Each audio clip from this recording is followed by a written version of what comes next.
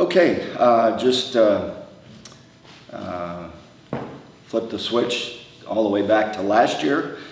We finished 16-10. The last month of the season was really challenging for us. We just couldn't avoid any of the tangibles that came about. We had a stress fracture that was a little bit more than what we anticipated, and we had some personal issues that we were dealing with as well. And without taking credit away from our opponents who really did a nice job. We're excited about this team having 4 starters back, in that 3 of those guys are returning all-conference players. First and foremost, Drew Olson, who's a 5th-year senior, was first-team all-conference. Jack Molstead, a junior, 3rd-year player, who was 2nd-team all-conference, and then Keegan John, who was honorable mention for us a year ago. Also in the starting lineup was Cody Hicks, who led all of Division III in field goal percentage at 74%. So we're excited about that nucleus. I would say going into our first scrimmage here on Saturday, we're going to learn a lot more, but guys like Marshawn Williams from Lindblom High School did a great job for us all last year. Trent Allard has been a part-time starter during the COVID year. We're really looking forward. He's doing some nice things for us as well. We like the nucleus of newcomers that we have, and we feel they complement the returnees. And with that said, I would say Austin Bieneman from Nashua Plainfield has sat out last year, is the first year for us, and Abe Cook out of Wisconsin is really doing a nice job. Has some great length to him at 6'6" and very vertical. Gabe Trujillo from close to Albuquerque, New Mexico, is a wingman who's really starting to shine here a little bit, and we're starting to see some of the things that he can do, because it's becoming more natural to him now that we're in the 2nd week of practice.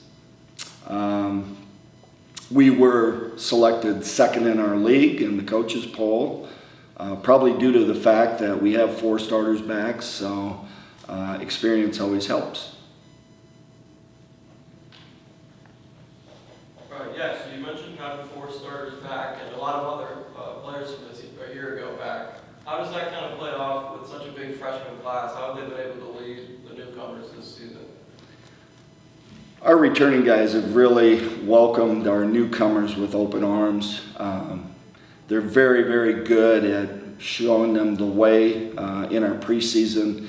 And then once we've gotten practice as well, they've really been outstanding at explaining things to them on the sideline. They've just been really great leaders all the way around. You mentioned a lot of factors being outside of your control last season.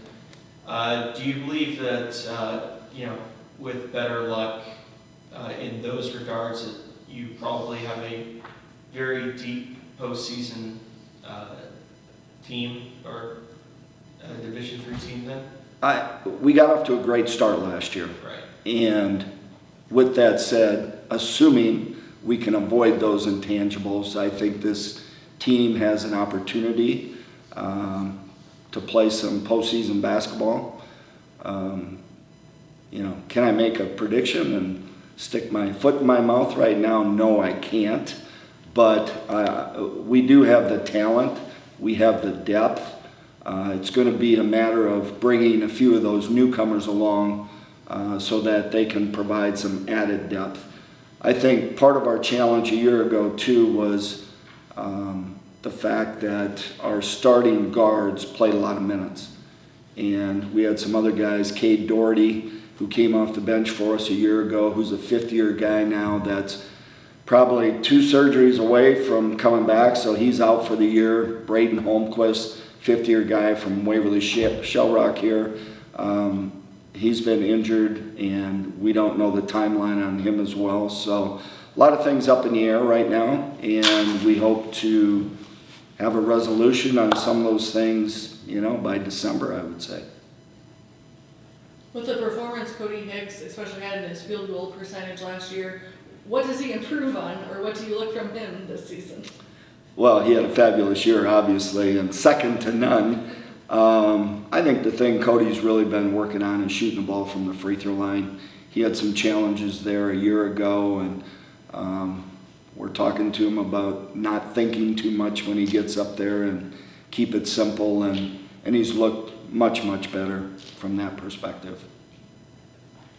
With these early scrimmages you have scheduled, what are you looking for from your team, from the coaching staff, or as just all of this program?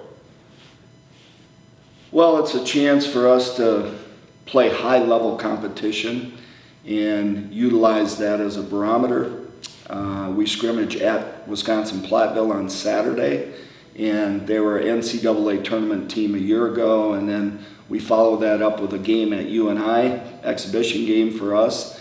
And so we're trying to expose our guys to the highest level of competition we can early on, so we can use that as a resource moving forward and tweak things to make us better. So you're kind of using my dad's philosophy of push him into the deep end and get him to swing then. Yeah, some of the young guys especially will be in that category, but hey, let's play the best of the best that we can, and who do we want to emulate, and who do we want to, be like at the end of the year? Who's going to challenge us to get better? Is this maybe the most fifth-year seniors you've had in your program, and what kind of leadership have you seen from them so far in this preseason? Yes, it is by far. I think when COVID first hit, that our students were so far along in their academic careers that it just wasn't as feasible for them to add another year. And now that we are a few years out, yes, we have 4 of them.